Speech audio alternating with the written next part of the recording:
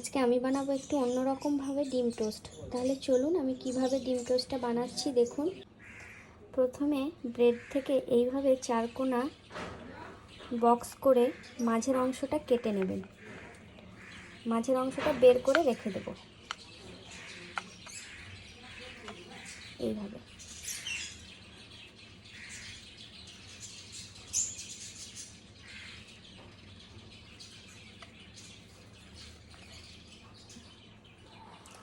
এইভাবে মাঝের অংশটা বের করে নেব।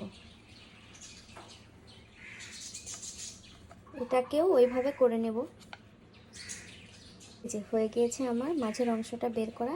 এবার লঙ্কা কুচি দিয়ে দেব, পেঁয়াজ কুচি দিয়ে দেব, গাজর কুচি দিয়ে দেব, সামান্য নুন দিয়ে দেব, সামান্য গোলমরিচ গুঁড়ো দেব ও সামান্য চিলি ফ্লেক্স দেব, সামান্য চিনি দিয়ে দেব।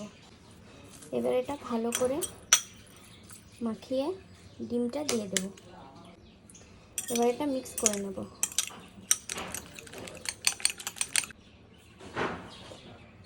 গায়ে সাদা তেল দিয়ে দেবো প্রথমে। এবার ব্রেডটা দিয়ে দেব। ব্রেড দিয়ে দিয়েছি। এবার আমি এই যে মিক্সারটা এর মাঝে দিয়ে দেব।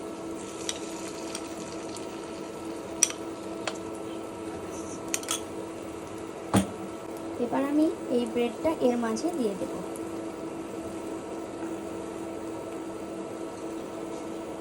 উল্টিয়ে দেব। হয়ে গিয়েছে, উঠিয়ে নেব।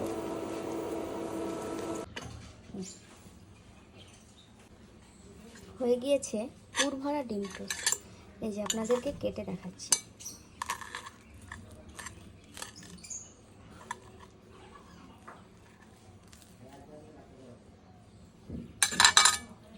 পুরো ভিতরে এরকম পুর ভরা আছে।